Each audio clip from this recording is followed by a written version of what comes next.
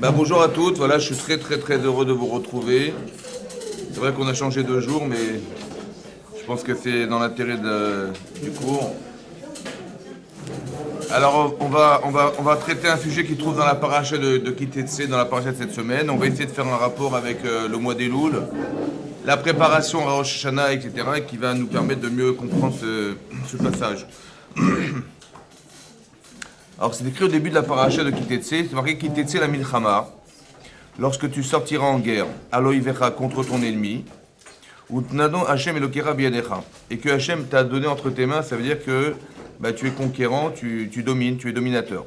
Veshavita Shivio, et tu as pris des gens en captivité.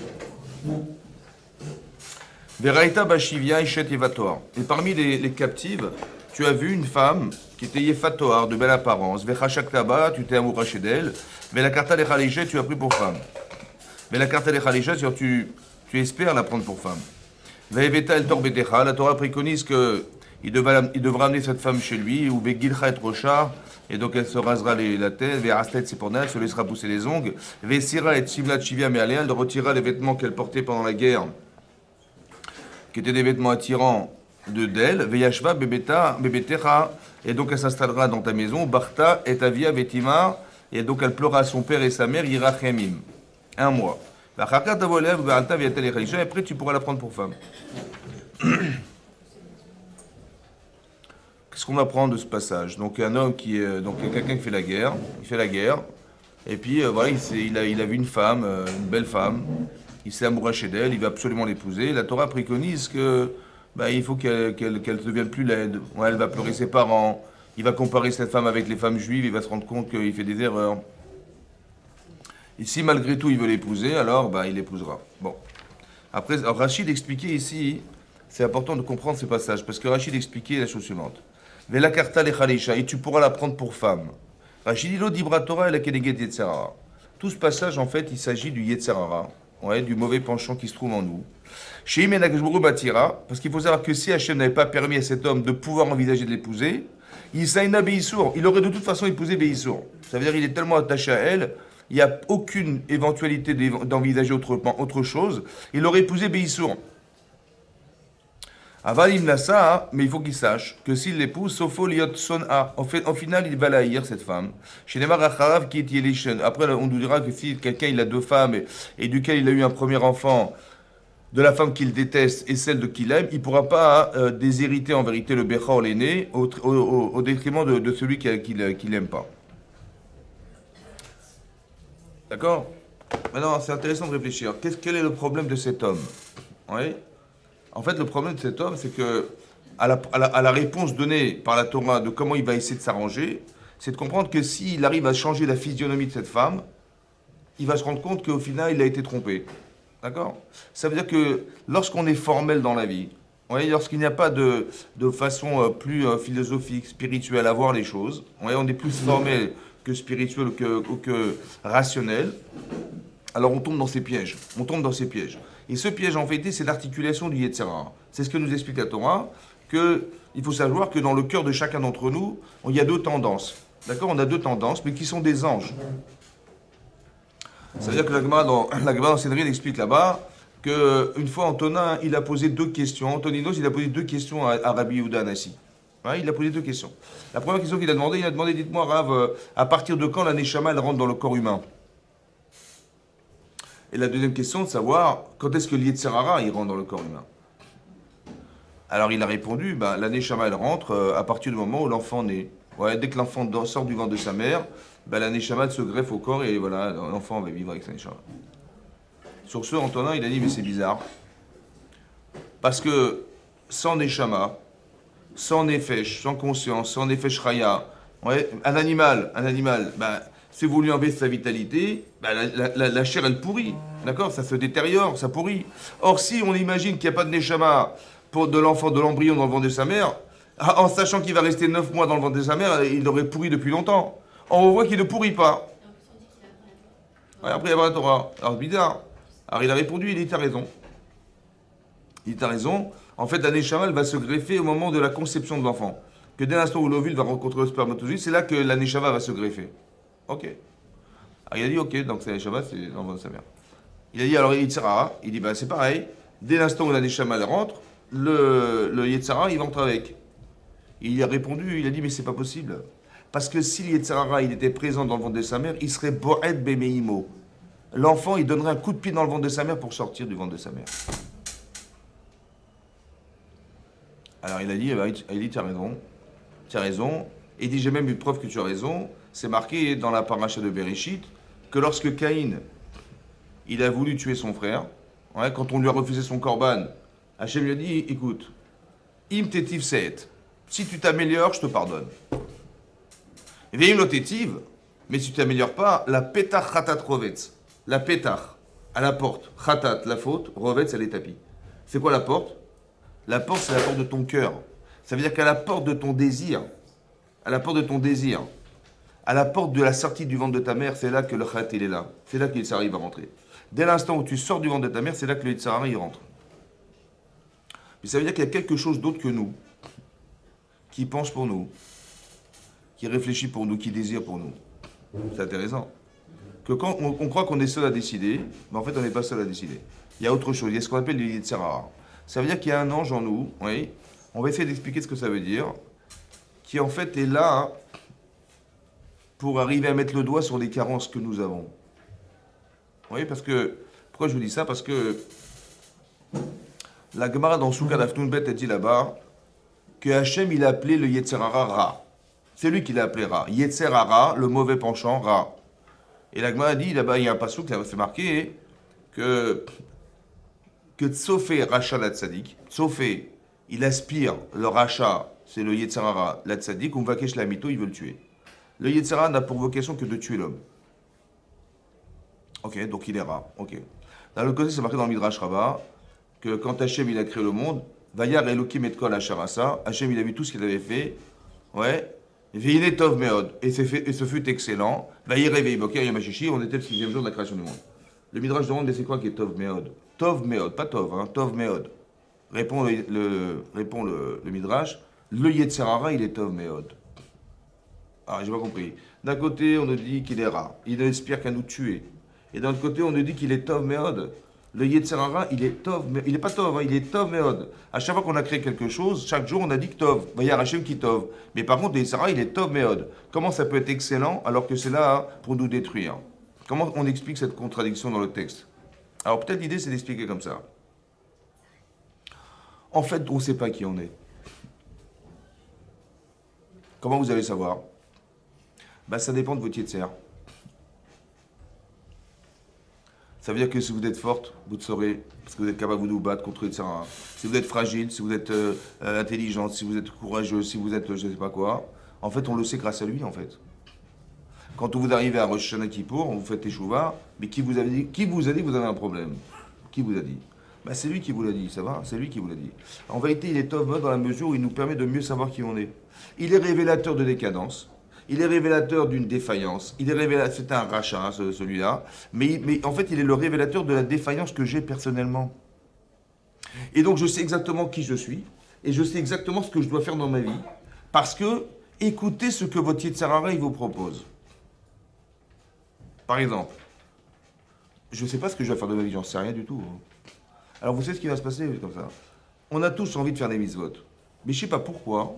Il y a une mitzvah, je ne sais pas pourquoi il s'acharne celui-là, il ne veut pas que je la fasse. Il est virulent. Il y a des avérotes, mais il y a une avéra, je ne sais pas, il est virulent, il veut absolument que je fasse cette avéra-là. Ça va? Je ressens le désir de faire, je brûle de cette avéra, ou j'ai très envie de faire cette mitzvah, mais j'arrive pas à la faire, je m'empêche de la faire. Je ne sais pas pourquoi c'est comme ça. En vérité, vous savez pourquoi? Parce que le but de votre vie, c'est d'arriver à être une spécialiste de la mitzvah. Et le but de votre vie, c'est d'arriver à vous contenir le maximum possible dans ce qu'il vous propose. Mais d'où vous savez? Mais c'est lui qui vous l'a dit. Il est rare, hein. Ah, c'est sûr qu'il est rare. Hein. Mais seulement, il est un révélateur du sens de ce que je donne dans ma vie. C'est en ça qu'il est Tov Meod. Il n'est pas Tov Meod par essence, évidemment. Mais il est Tov Meod dans la mesure où j'apprends par lui exactement quel est le sens que je dois donner dans ma vie. C'est lui qui me l'a dit. À contrario de ce que je pense. On peut expliquer plein de choses avec ce principe, ouais, notamment des choses qui paraissent incohérentes, hein, incohérentes. Quand on va dire à Abraham Avinu, Hachem, il va dire à Abraham Avinu, alors que il a attendu 100 ans de sa vie pour avoir un enfant, ce qui est énormissime. Sa femme, elle a prié pendant 75 ans pour avoir des enfants. Il a eu un enfant. Par miracle, sa femme est tombée enceinte, il a eu un enfant. Au bout de 37 ans, alors qu'il espérait que par cet enfant, il allait construire le cas d'Israël, je ne sais pas si vous voyez le projet divin qu'il avait derrière. Hachem lui dit, je t'en prie, Karnaet Bincha, prends ton fils et Tichidecha, unique enfant, et sacrifie-le dans l'Holocauste. Mais j'ai pas compris.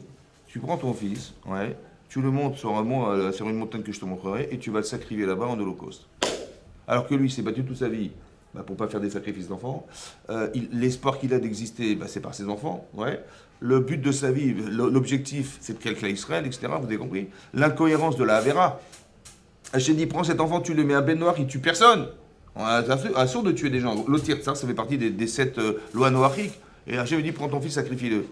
Logiquement, ça n'allait pas. Deuxièmement, il lui dit, écoute, prends l'unique enfant que tu auras. J'ai pas compris, l'unique, ça veut dire que j'en aurai pas d'autres. Non, tu n'en auras pas d'autres. Mais si j'en ai pas d'autres, comment tu m'as promis que j'aurais une descendance aussi nombreuse que les étoiles? Et donc tu me dis l'enfant unique que j'aurai. Tout est incohérent, inhumain, tout ce que vous voulez. D'accord? C'est marqué, Vayashkem Avram Baboker. Il s'est levé tôt le matin. S'il s'est levé tôt le matin, c'est qu'il a dormi la veille. Je sais pas comment il a trouvé le sommeil.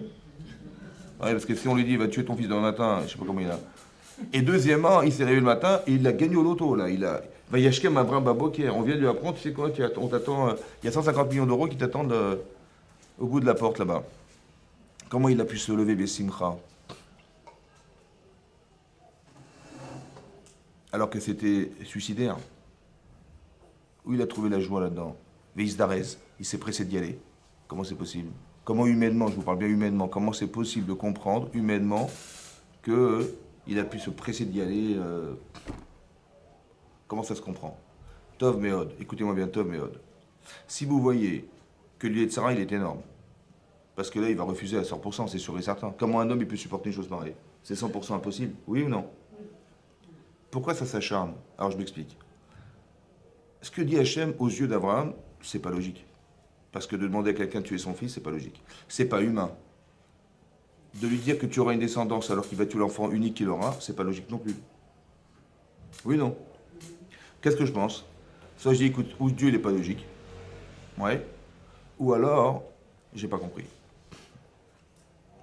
Mais j'ai pas du tout envie d'écouter Hachem, hein. C'est sûr et certain, j'ai pas envie de l'écouter, c'est certain, parce que c'est contre mes intérêts personnels. Maintenant, le problème, c'est ton intérêt contre le sien. Mais tu vois bien que le Israël, il s'acharne à t'empêcher de pouvoir faire cette mitzvah. Oui, non. Mais écoutez-moi bien, je suis mon raisonnement. Je n'ai pas envie. Mais en vérité, qui c'est qui veut pas? C'est pas moi qui veut pas. C'est mon Yetzirah qui dit, attends, tu vas pas tuer ton fils, ça va? Et que tu aimes. Et Hachem, il a eu l'audace de te dire l'enfant que tu aimes, et comment il a eu l'audace. Et à part ça, mais c'est pas normal, t'as pas compris ce qu'il a dit, parce que c'est pas logique. Si d'un côté, tu sais que tu auras une grande descendance aussi nombreuse que les toi, c'est pas possible qu'il t'ait demandé de tuer. Donc, mais tout ce que je vous dis là, c'est toutes les carences que j'ai pas. La carence que j'ai. La carence que j'ai, c'est la méconnaissance de ce qu'Hachem il voulait. Je ne sais pas ce qu'il est en train de me dire.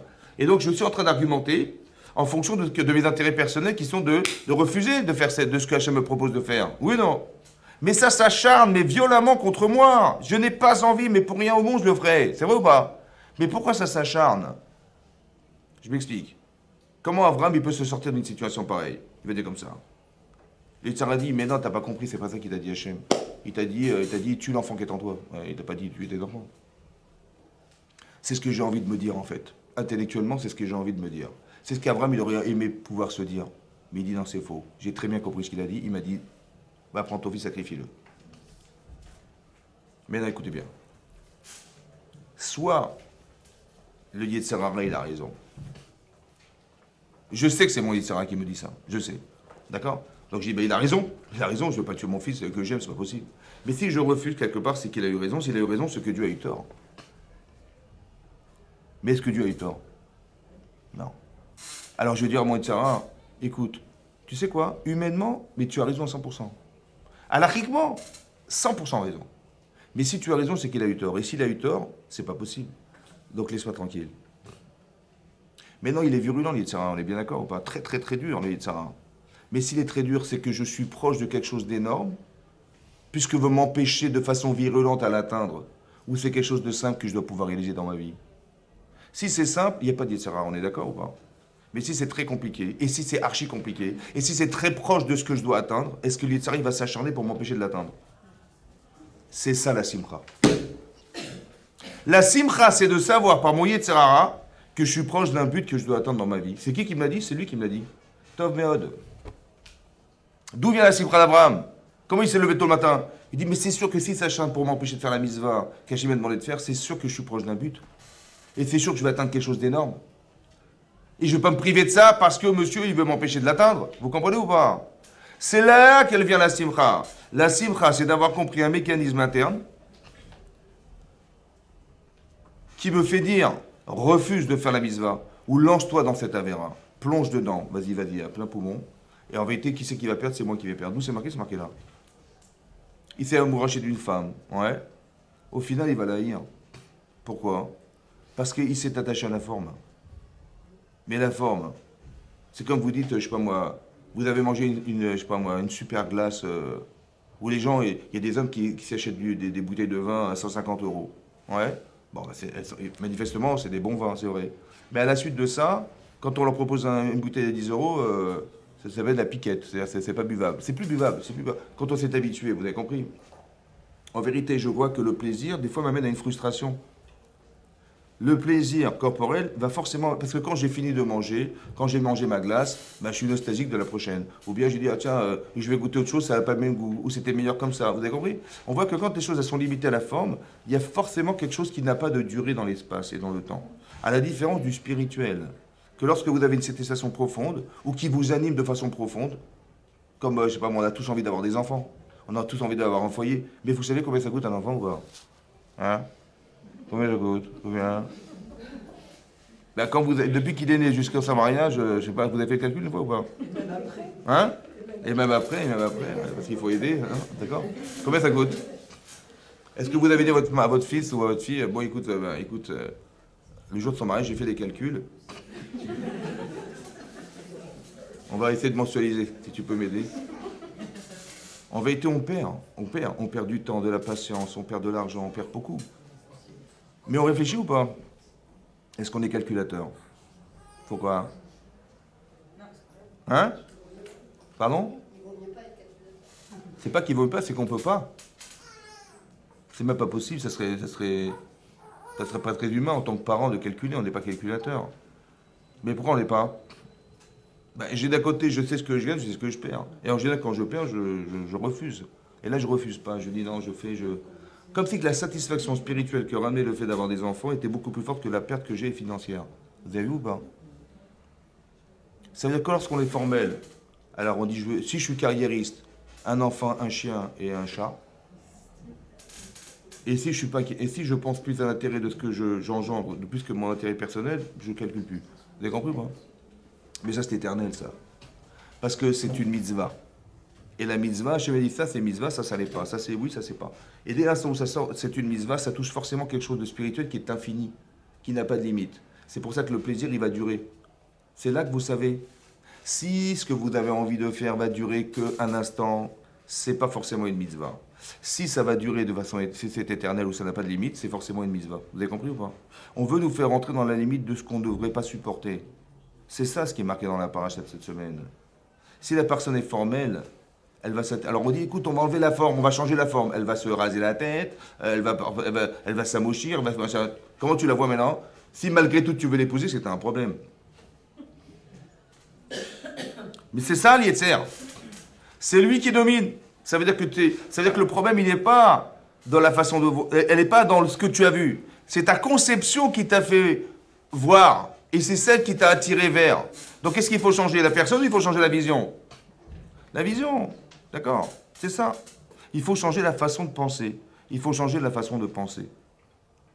C'est ça qui est très important. Et ça va très loin dans l'idée. Ça va très très loin. Pourquoi je vous dis ça? Parce que qu'est-ce que c'est que le mois des Loul? Vous voyez, on a 30 jours qui nous séparent de Rosh Chodesh Elul jusqu'à Rosh Hashanah. On sait qu'à Rosh Hashanah, on est jugé par Hachem. Et on a 10 jours pour essayer d'arriver à Kippour en ayant fait Teshuvah. Ah, il faut faire Teshuvah. Il faut s'arranger, il faut se bonifier, il faut faire quelque chose. On a 40 jours en fait. On fallait qu'on a 40 jours. Elul, qu'est-ce que c'est qu'Elul? Alors, c'est connu, Rachel Mishtabro, il ramène ça, il dit que le passage dans Shira Shirim, dans lequel il est marqué Ani, Ledodi, Vedodi, Li, oui, Ani, Ledodi, Vedodi, Li, Ani, c'est quoi Ani? Moi, Ledodi, Dodi, mon bien-aimé, Ani, Ledodi, je suis pour mon bien-aimé, Vedodi, Li, c'est quoi Li? Et lui, pour moi. Mais les premières lettres, c'est Ani, Aleph, Ledodi, Lamed, V, Dodi, V, Vav, Ledodi, Lamed, ça fait Elul. C'est quoi Elul? Alors c'est quoi Elul? C'est une forme d'allusion pour expliquer quoi? La première chose à savoir, Ani. On va commencer l'année. Tu sais qui tu es ou pas? Tu sais définir qui tu es fondamentalement ou pas? C'est qui moi? Le problème, c'est qu'on n'essaie pas de réfléchir à ce que nous sommes. Mais de quoi tu es fait? Quelle est ta personnalité? Quelles sont tes forces et tes faiblesses? Pourquoi c'est très important? Parce que il faut que je sache qu'est-ce que je peux faire de moi un jour.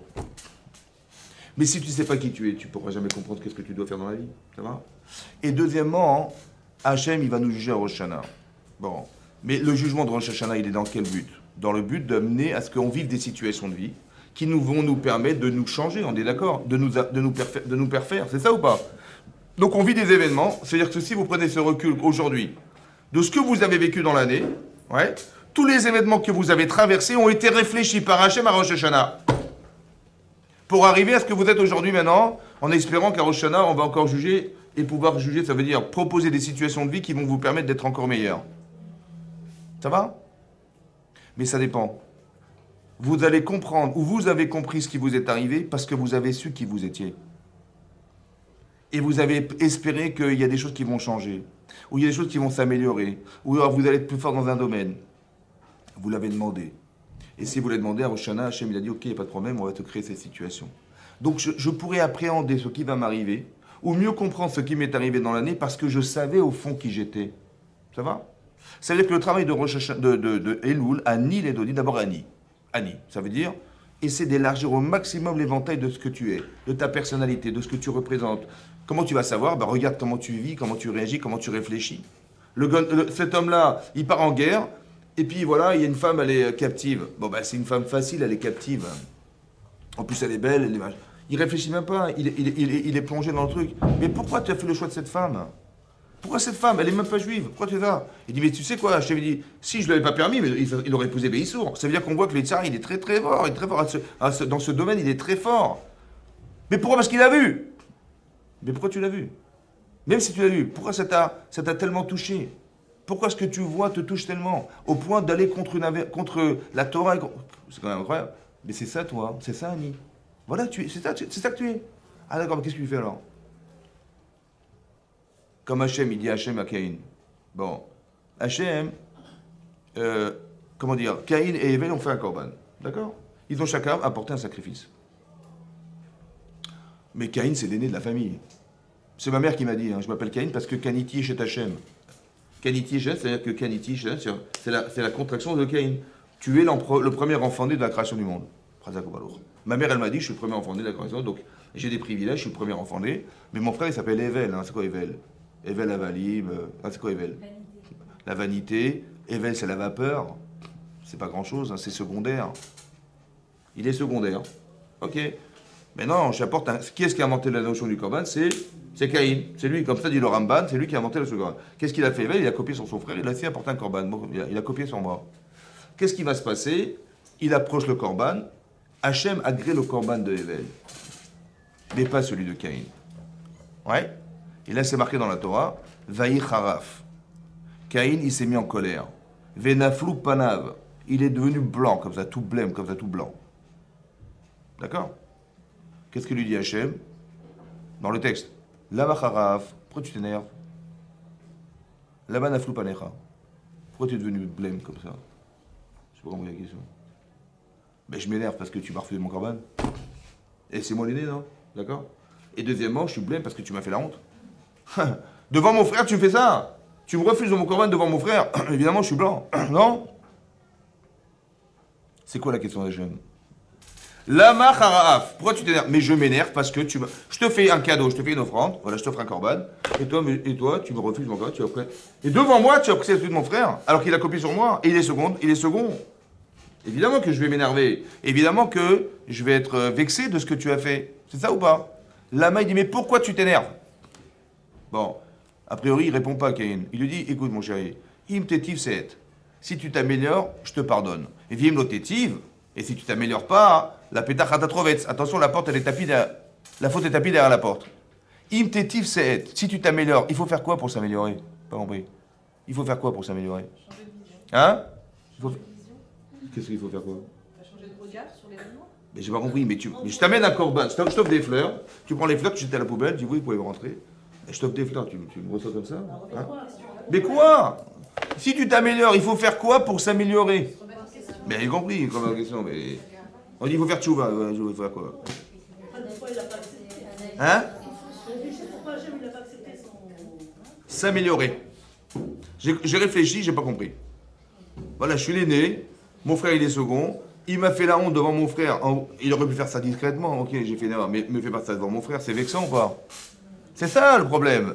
Et Hachem dit, mais si tu t'améliores, je te pardonne. Mais je sais pas quoi faire moi, améliorer, ça veut dire quoi s'améliorer? Hein? C'est ça, on veut s'améliorer, mais qu'est-ce qu'il faut faire pour être meilleur? Qu'est-ce qu'il a fait de grave pour pas? Je n'en sais rien, ça veut dire quoi s'améliorer? Améliorer, ça veut dire quoi? Faire du footing, il faut faire de... Changer sa manière de vivre, changer. Oui, de façon théorique. Mais quoi? Qu'est-ce qui lui manque à cet homme? C'est ça le problème. C'est quoi s'améliorer? Il m'arrive un truc dans ma vie. Voilà, je vous donne cet exemple de Cain et Abel. Parce que tous les jours, ça se passe comme ça chez nous. Hein. Il nous arrive un truc, soit on va se vexer, soit on va pas comprendre, soit on va... vous avez compris Mais pourquoi ça m'est arrivé? Ça a été réfléchi ou pas? On est Mahamin, Be'emunah Shlema, que tout est Minash Shamaim. Donc comment je réagis à une situation pareille? Ben, en fait, je vais prendre cet exemple-là dans la Torah pour essayer de mieux comprendre que veut dire s'améliorer. Ça va? Qu'est-ce que lui dit Hachem? Évidemment, qu'est-ce qui va se passer? On connaît l'histoire. Il va avoir rencontré son frère et il va le tuer. Hachem, il va lui dire la chose suivante. Il est où Evel Achicha? Il est où Evel Achicha? D'abord, c'est bizarre, non? Comment ça? Mais c'est bizarre. Il est où Evel Achicha? Ben, il est où Evel ou bien Achicha? Ça va? Il dit, il est où Evel? Ou il est où Achicha? Mais il est où Evel Achicha? C'est bizarre. Il est où Evel ton frère? Il dit, mais je sais pas moi. Il a menti. Le Yadati, je sais pas où il est. Ashomer Aprianochi, est-ce que je suis le gardien de mon frère? Ouais. En fait, il est ou pas le gardien de son frère? Il vérifie tout ce que fait son frère. Mais pourquoi il n'ose pas le dire? Il dit non, il va mentir. Il dit, moi je suis pas le gardien de mon frère. C'est Shalom. J'en sais rien, je sais pas où il est. Tu crois que je vérifie où il va? En fait, je fais toute la journée, je fais ça. Mais je suis vexé. En fait, je suis vexé de savoir que si j'annonce que je suis le gardien de mon frère, on va voir ma carence, mais je vais surtout pas la dire. Alors je vais dire le contraire. Ça veut dire la personne qui va être vexée, elle va vous dire exactement l'inverse de ce qu'elle ressent au fond d'elle-même. Parce qu'elle veut se cacher d'être. Vous comprenez ou pas? Mais ça, c'est Yetzirah, ça. Hachem lui a dit, il est où Evel, ton frère? Ça va? Il est où Evel?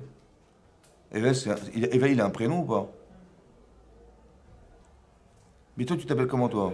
Tu t'appelles Caïn. Mais lui, il s'appelle Evel. S'il s'appelle Evel, c'est qu'il a une autre façon d'être.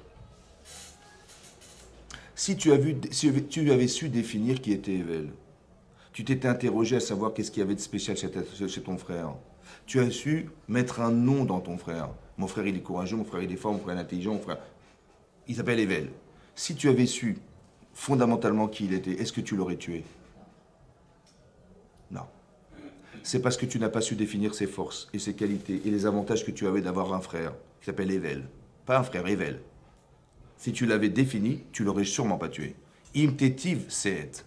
Ça veut dire que si tu avais su définir qui tu étais, tu aurais vu la force et les avantages que tu as d'exister en tant que je, tu aurais su le faire chez ton frère ou pas?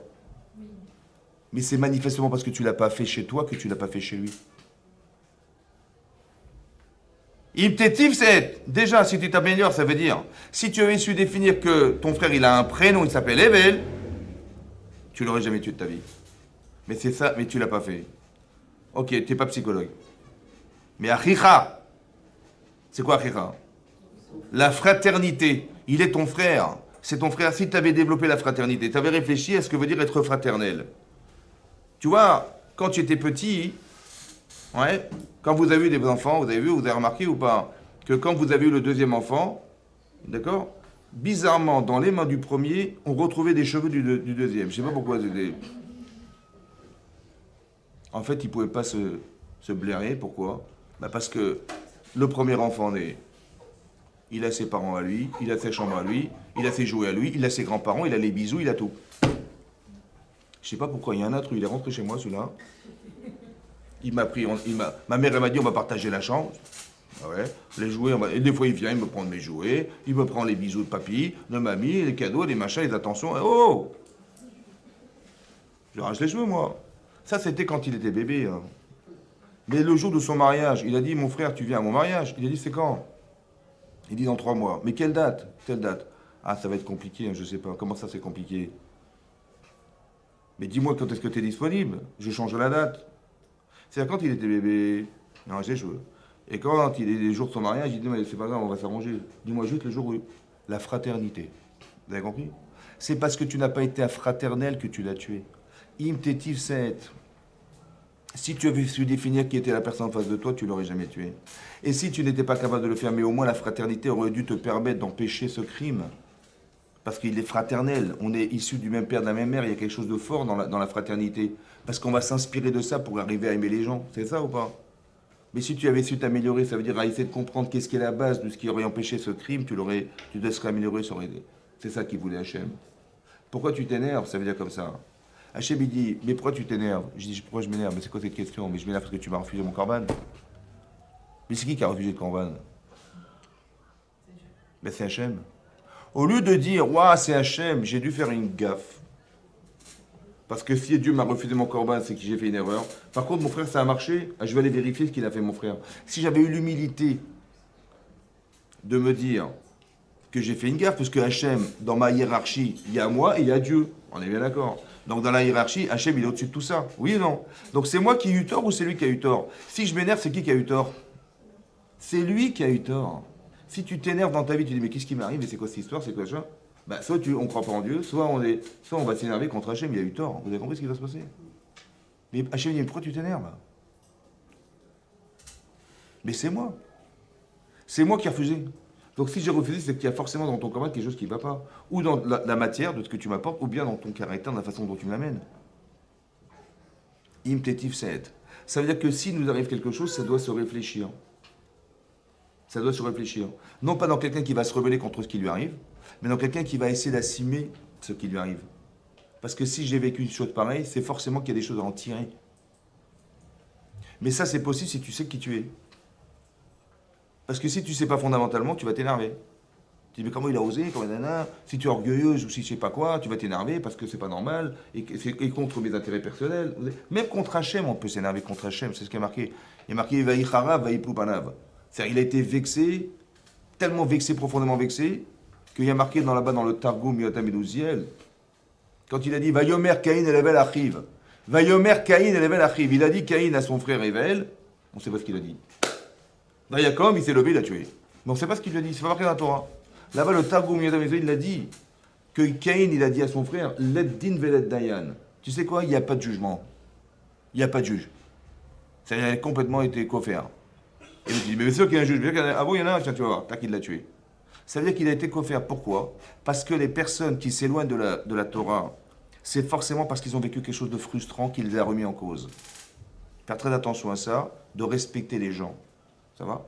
Et la frustration profonde qu'il a vécue, parce que Caïn, il avait quelque part quelque chose qu'on va traduire comme de l'orgueil ou de la fierté d'être, et que le message que Chava, elle a donné à son fils en étant tué le premier enfant, il se cède le premier, sa mère lui a dit, il est en recherche d'essayer de consolider cette idée qu'il est premier, et rien ne pourra passer devant lui, et tout ce qui va mettre des bâtons dans ses roues, il va essayer d'éliminer. Vous avez compris ce qui se passe?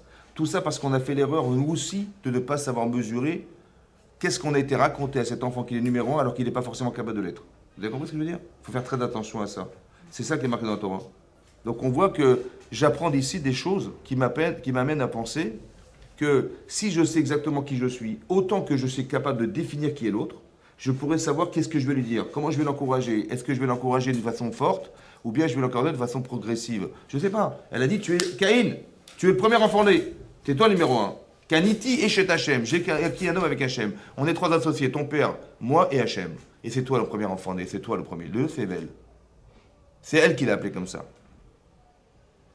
Pour vous expliquer que quelle identité on met dans la personne, quelle représentation a la personne vis-à-vis de moi. Et c'est vrai que je pense que c'est possible de le concevoir parce que je suis capable d'abord au départ de me concevoir. Ani les Dodi. Savoir que tout ce qui m'arrive vient de Dodi. C'est quelqu'un qui m'aime qui l'a fait, qui me chérit. C'est vos parents, ils vous aiment et sachez qu'à fortiori, à sans limite, Hachem, il nous aime. Ani les Dodi. Mais si tu considères que ta vie, elle se limite à ce que tu penses toi, sans considérer Hachem, alors il n'y aura pas d'Odili. Ce qui est marqué là-bas, c'est très important que vous compreniez que Anil et Dodi, c'est qu'il y a une relation intime avec Hachem, qui fait que je sais pertinemment que ce qui va être jugé, de toute façon, c'est dans le sens de ce que j'espère, ou bien que c'est pour mon bien, même si je n'ai pas compris forcément, mais c'est forcément ce que je vais vivre, va forcément m'arranger quelque part, c'est sûr.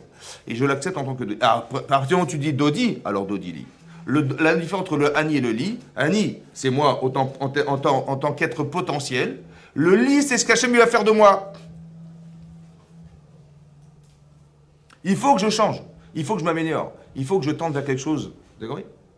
Et bien c'est ça la différence entre le Ani et le Li. Ani, les Dodi, Vedodi, Li. Li, c'est ce que je vais devenir. C'est ce qui va m'amener à penser que je vais changer. C'est ce que je vais devenir, c'est ça qui est important. C'est ça la différence. Ani, les Dodi, Vedodi, Li. Mais ça ne peut s'entendre que dès l'instant où tu définis le Ani. Pour que ça soit proche d'Hachem. Ça veut dire que ma question c'est de savoir, je sais maintenant qui je suis, qu'est-ce que je vais faire de moi? Qu'est-ce qu'Hachem attend de moi? Qu'est-ce qu'il attend de moi, Hachem? Qu'est-ce que je peux faire de bien, ouais, pour que Hachem il soit contenté de ce que je fais? C'est ça ma question. Ani et Dodi. Dans le Ani, il y a autre chose. Ani, c'est unique. Il n'a pas dit Anarnou. Anarnou, les Dodi, ouais, non, Ani, les Dodi. Ça veut dire que vous avez quelque part dans l'idée que vous êtes unique, que rien ne peut vous remplacer. Vous êtes fondamental dans l'existence, autant pour vous que pour Hachem. C'est ça aussi Ani. Ani, ça ne veut pas dire simplement je. Ça veut dire je, ça veut dire qu'il n'y a rien d'autre qui peut me remplacer. C'est moi Ani.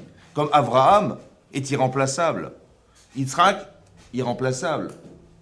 Le travail qu'a fait Abraham n'est pas celui d'Yitzhak. Et celui d'Yitzhak n'est pas de Yaakov. C'est pour ça qu'on dit Eloké Abraham, Yitzhak Yaakov. On ne dit pas Eloké. On dit pas Eloké Abraham, Yitzhak. On dit Eloké Abraham, Eloké Yitzhak, Eloké Yaakov. On n'a pas mis en facteur commun Hachem en disant qu'il est le Dieu d'Abraham, Yitzhak et Yaakov. Non! On a dit Eloké Abraham. Pourquoi? Parce qu'Abraham, il a développé quelque chose d'unique, qui est l'image à l'image d'Hachem, c'est le chesed. Unique. Yitzhak, il a développé autre chose, unique, qui s'appelle la capacité de résistance. Et Yaakov, unique, le Hémet. Ça va? Mais vous êtes unique. Il n'y a personne qui vous ressemble. Il n'y a personne qui a votre vie. Il n'y a personne qui a l'objectif de votre vie. Personne. Ani. Personne. Vous êtes très importante aux yeux d'Hachem. Mais ça, il faut savoir que vous l'êtes. Il faut être fier. D'où on sait ça? Parce que la Gemara, il y a une Mishnah dans Sanhedrin qui dit la chose suivante. Quand des témoins viennent au tribunal pour condamner, alors il y a ce qu'on appelle des dîners fachot, dîners mamonotes. S'il y a un conflit d'argent, ça se juge avec 3 personnes. Mais si la personne dit, vous savez, cette personne, elle a fait une avéra qui la condamne à mort. Ouais, c'est différent déjà. C'est différent. La Mishnah dit que les juges, ils sont méhaïmin à lave. Ça veut dire qu'ils sont méhaïmin à lave. Ils vont essayer de leur faire peur aux témoins. De quelle manière? On fait peur aux gens. De quelle manière? Les juges, ils font peur aux témoins. Alors en disant, vous savez pourquoi Hachem, il a créé un homme tout seul sur la terre? Bizarre, hein? Pour dire que si Adam avait disparu, ben, l'humanité aurait disparu. Avec lui. Donc sachez que lorsque vous détruisez un homme, je ne sais pas ce que vous allez dire, je ne sais pas ce que vous allez faire comme témoignage. Je ne sais pas si c'est vrai, c'est faux, de toute façon, je ne sais pas. Mais sachez que si c'est faux, vous n'allez pas tuer un homme. Vous allez tuer l'humanité que représente cet homme. D'où c'est marqué? Parce que lorsque Caïn va tuer Evel, Hachem va dire Les sangs de ton frère vont crier vers moi. Moi, je croyais que j'avais tué Evel. Mais non, tu as fait un génocide. Il y a des millions de personnes qui devaient naître de lui qui ne naîtront jamais. Qu'est-ce que veut dire Hachem? Si tu es formel, tu t'arrêtes à la physionomie de la personne, c'est une catastrophe. Mais si tu l'élargis, pas ce qu'elle est, mais ce qu'elle représente. Parce que tous ces enfants qui naîtront, comme si derrière ils disaient non, non, non, surtout ne fais pas, on est innocent, on n'a rien fait nous. Et le type il vient, il tue la personne. Mais si tu avais la conscience de la valeur que représente l'autre, tu l'aurais pas tué. Même sur le plan corporel. Mais il va engendrer des enfants et des enfants et des petits-enfants, c'est vrai ou pas? Mais si tu avais réfléchi à l'éventail large et pas l'éventail restreint, tu l'aurais pas tué. Vous avez compris ce que c'est ça qu'on dit. Les fichar, conclut la Mishnah, il dit. Les fichar, c'est pour cela. Chayav Adam Lomar. Chayav Adam Lomar. Chayav. Chayav. Chayav, c'est une mitzvah. Chayav. De dire. Bishvili Olam.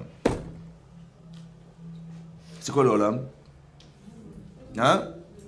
C'est l'univers, mesdames. Ben oui. L'univers. L'univers, tout ça, il a été créé pour moi. Je suis Chayav. Chayav, ça veut dire. Est-ce que vous osez dire un truc pareil, franchement, entre nous? Ça se dit ou pas? Hein? Dites non, dites non. Non, ça se dit pas. Tout l'univers pour moi, je n'ose même pas dire. Mon petit Rinci, le Rinci, bon. Mais l'univers pour moi, je n'ose même pas dire. Mais Chayav, Rami dit non, dis-le, Chayav Domar, Chayav, tu es obligé de dire. Tu dois te répéter, le monde a été créé pour moi. Mais pourquoi on est Chayav de dire? Pourquoi on est Chayav de dire? Hein? Comment? Mais est-ce que vous y croyez d'abord? Hein? Non, mais il faut d'abord y croire. Que Chayav. Pourquoi Chayav? Parce qu'Adam Arishon, c'est vrai que c'est bizarre qu'Hachem il ait créé un seul homme dans l'univers quand même. Hein, pour un business, c'est pas tellement. C'est quoi cette entreprise? Il a créé un univers pour une personne dans le monde. Qu'est-ce que c'est que l'homme sur la terre? Et qu'est-ce que c'est que l'homme sur la terre dans l'univers? Hein? Il est créé tout seul. Alors sur le plan corporel, ça vaut rien. C'est vrai que c'est la poussière. Ça vaut pas. Mais cet homme, il a une neshama ou pas? Combien elle mesure? Combien elle mesure la neshama? Il n'y a pas de limite. Si je regarde Adam Arishon sur la terre dans l'univers, je dis c'est la poussière. Mais si je vois sa neshama, si je vois Adam Arishon sur la terre dans l'univers, je dis le monde est trop grand pour lui. Mais si je vois sa neshama, le monde est trop petit. Il est serré le pauvre. C'est comme ça qu'on doit se voir. Ça veut dire qu'Adam Arishon, s'il a été créé seul, autant que nous, c'est qu'Adam il était unique. Mais nous aussi on est unique. Et si on est unique sur la terre et que rien ne peut nous remplacer, ça veut dire qu'on devrait pouvoir justifier le fait qu'Hachem nous ait créé unique dans l'univers. Donc vous valez quelque chose, vous valez rien. Vous valez quelque chose ou rien. Mais si je dis mais c'est trop grand, mais c'est honteux, c'est qu'en vérité le Hani n'est pas défini. Si je dis mais c'est trop grand, ah quelle audace de dire Chayav, n'importe quoi. C'est audacieux quand même. Si tu dis ça, c'est que tu ne te connais pas. Ou du moins, tu n'as pas réfléchi à ce que la raison pour laquelle Hachem il t'a créé. Tu es très très importante aux yeux d'Hachem. Il a créé l'univers. Ça veut dire quoi créer l'univers? Ça veut dire que l'articulation de l'univers va se faire par toi. Les étoiles, les machins, la terre, comment elle va tourner, les climats, tout ce que tu veux, ça va dépendre de toi. Donc Chayav Adam Lomar. Chayav Adam Lomar. Ça veut dire qu'on devrait avoir une considération de fierté de soi, non pas d'orgueil, mais de fierté de soi, qui fait que Hachem m'a créé, j'ai quelque chose à faire sur la terre. Non seulement tu as un travail personnel à faire sur toi-même, ça c'est le travail spécifique qu'on a vis-à-vis d'Hachem, mais sachez que derrière ce que vous avez comme travail à faire sur vous-même, Hachem il va utiliser ça dans un projet personnel, divin, personnel, qui n'a rien à voir avec vous. C'est-à-dire, Rosh Hashanah, c'est le rapport privilégié qu'on a avec Hachem. D'accord? Il m'est arrivé ça, Minash Shamaïm, il m'est arrivé ça, Minash Shamaïm. Voilà, j'ai compris, il m'arrive un truc, je tire des leçons, j'apprends dans ma vie, je corrige, je bonifie, je dis merci, voilà ce que vous voulez. Ça, c'est personnel. D'accord? Mais il y a autre chose. À travers ce qu'Hachem vous propose, il y a un projet personnel, il y a un projet divin, qui n'a rien à voir. Projet divin, c'est quoi? C'est qu'Hachem, il sait où il va, il sait ce qu'il veut faire de ce monde. Il va utiliser madame pour arriver à ses projets personnels. Comme par exemple, Yosef, il va raconter ses rêves. Ça va? Bon, manifestement, ils n'ont pas été bien traduits. Il dit, mais comment tu as osé parler? Tu veux régner sur nous, tu veux nous gouverner? Bon, il y a quelque part dans le message de Yosef, quelque chose qui passe pas. D'accord? Alors c'est peut-être de l'audace, peut-être de quelque chose qui va. Qu'est-ce que fait Hachem? Ouais, eh ben, il va être vendu esclave par ses frères. Esclave par ses propres frères. Il va se retrouver en Égypte. Il y a une femme qui va lui courir après. Il va se retrouver en prison. Voilà ce qu'il a vécu. Mais ça, c'est personnel. Personnel. Hachem, il a fait traverser des événements personnels. Jusqu'où? Jusqu'au moment où il va retrouver Paro. Paro va dire, il paraît que tu sais interpréter les rêves. Il dit, écoutez, moi, c'est pas moi, c'est Hachem. Hein. Bila Adai. Au départ, il a dit, vous savez quoi, j'ai rêvé, hein. Vous allez vous prosterner à moi. Devant moi.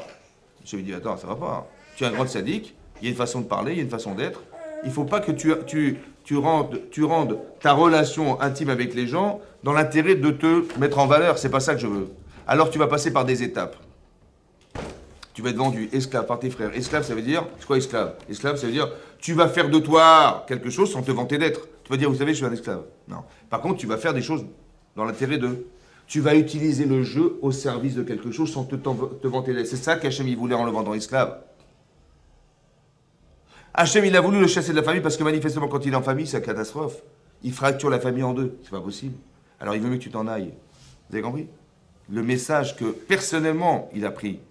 La femme de Potiphar, c'est pareil. La prison, c'est pareil. Jusqu'au moment où il va tellement être décapé, ouais, qu'il n'y a plus de relation autre qu'avec Hachem, Anil et Dodi. Alors là, hein, il va dire, vous savez, c'est pas moi, hein, c'est Hachem qui va vous interpréter votre rêve. Super. Là, on peut démarrer. Tu vas devenir roi d'Égypte. Là, tu peux devenir mon intermédiaire. Quel intermédiaire? Que tu vas dorénavant être roi d'Égypte pour aider à ce que l'exil d'Israël en Mitzrayim il se réalise autrement. Ça, c'est un projet divin, ça. Le Rav Dessler, il dit, mais qu'est-ce qu'il avait besoin, Yosef, d'enrichir l'Égypte? C'est vrai, hein? Et il s'acharne, il va après, les années de famine, il va profiter de ça pour enrichir l'Égypte. Vous voyez? Qu'est-ce qu'il a? Quoi, c'est vraiment, Yosef, c'est un économiste, c'est un premier ministre. Non. Il dit, vous savez pourquoi il a fait ça? Parce qu'un jour, Hachem, il a dit à Abraham que les Israéliens vont passer 400 ans en exil. Mais Yetsu Berichush Gadol, ils vont sortir de grandes richesses. Qui c'est qui va réaliser les richesses? Qui? Ben, c'est mon projet divin. Yosef, il va dire, ben moi, c'est moi qui vais le faire. Il y a un projet personnel. Il y a un projet divin. Toujours à deux étages. Vous avez compris ce que je veux dire? Donc, ça veut dire qu'on a quelque chose à faire sur Terre, sur le plan personnel, qui nous amène là-bas. Mais sachez que vous êtes tellement importante aux yeux d'Hachem que derrière, il a un autre projet qui va vous utiliser en tant que projet divin pour réaliser ce que lui avait pensé que soit. Vous avez compris ça? C'est pour ça que c'est très important de définir Anil et Dodi. De ne pas tomber dans l'Yetzer Hara qui nous détourne de la vérité. Parce que l'Yetzer Hara, il est fait pour en vérité nous apprendre où est-ce que il tétive c'est, vous avez compris? Où est-ce que je vais sentir, je vais apprendre la Torah dans l'intérêt de savoir où est-ce que c'est vrai, où est-ce que c'est faux. Ça se sent, ça se ressent. Les principes de, il s'acharne contre moi, mais moi je crois que c'était moi qui voulais. Mais il croyait que c'était lui qui désirait cette femme, qui voulait épouser. Mais c'est tellement stigmatisant dans sa vie qu'il n'est même pas capable de penser que c'est Assour. Il est tellement addict à la situation qu'il n'est même plus capable de réfléchir. Et Rachid dit, mais si je ne l'avais pas interdit, si je l'avais interdit, il se serait permis lui-même. Ça veut dire que c'est très fort, vous avez compris, c'est un sentiment très profond. Et malheureusement, ça n'arrive à rien, puisque de faire il va haïr cette femme. Pire que ça, il va avoir un enfant qui va être rebelle, etc., etc. Ça veut dire que les conséquences, elles sont dramatiques. Mais quand je prends du recul et j'apprends la Torah, je me dis, mais attends, si tu rentres là-dedans, dans l'intérêt premier que tu vas gagner, ben tu vas gagner. C'est toujours ça, l'Yitzhara. Tu gagnes toujours sur le plan ponctuel. Tu gagnes, toujours. Mais sur le long terme, tu perds tout le temps. C'est ça qui est marqué là. Il faut que tu apprennes à réfléchir. Non pas à ce que tu vas réussir à désirer, mais est-ce que ce que tu désires a un avenir? Tu dis, mais ton cerveau, il va apprendre à réfléchir à ce que tu désires. Tu dis, mais j'ai envie de l'épouser, elle est belle, elle est machin, je vais l'épouser, je vais m'arranger, on va se convertir, elle sera très bien cette fille-là. C'est ce que je désire. D'accord? J'ai compris, d'accord. Mais bon, quand tu auras suffisamment de désir, comment ça va se passer? Finalement, tu t'es rendu compte que tu t'es fait avoir. Tu t'es rendu compte que finalement, tu es la risée du monde. Au final, est-ce que tu penses qu'à long terme, c'était possible? Non. Alors, apprends non pas à réfléchir à réaliser ton désir, mais apprends à réfléchir à analyser ton désir. Elul, c'est de réfléchir au Ani. Ça veut dire, j'ai envie de ça, je vais dire, ok, maintenant laisse-moi tranquille, laisse-moi réfléchir. Laisse-moi réfléchir à ce désir. Est-ce que ce désir, il est plausible? De mettre de la rationalité dans les émotions, de façon à ce qu'on puisse contrôler. C'est pas lui qui décide, c'est toi qui décides. Ça va? Donc tu dis, mais j'ai envie, mais moi je crois que c'était... Mais le désir et moi, c'est le même. C'est pas vrai. C'est pas vrai, c'est pas vrai. C'est pas parce que tu désires que c'est toi qui penses, c'est pas vrai. La preuve que c'est vrai, la preuve que c'est vrai ce que je vous dis. La preuve, la preuve. Vous faites la tefila tous les jours. D'accord? Bon, vous pensez à Dieu tous les jours. Ça vous arrive de vous échapper ou pas? On va dire l'inverse. Est-ce que c'est vous arrivé à l'inverse? Est-ce que c'est vous est arrivé de jamais penser à autre chose? Hein? Ça vous est arrivé une fois dans votre vie, j'ai fait une fila, bon, du début à la fin, il y a 5 pages, mais je l'ai faite d'une traite et j'ai pas pensé à autre chose. Ça vous est arrivé une fois ou pas? Jamais. Jamais. Pourquoi? Pourquoi? Hein? Comment? Attendez, je vous ai... C'est vrai, vous avez raison. Dites-moi, quand vous allez voir le banquier, d'accord? Vous avez trouvé la maison de vos rêves, ça va? Et vous allez voir le banquier pour obtenir un crédit. Et vous êtes là en face de lui maintenant, pour essayer d'obtenir votre crédit. Est-ce que vous pensez à autre chose? Non mais on est tellement habitués, vous savez, dans la vie on est habitué. Je pensais, elle m'avait dit, va chez Dartier, je t'ai chez laver, j'étais en plein... C'est pas vrai. Mais est-ce qu'on peut faire une tefila? Attendez, je...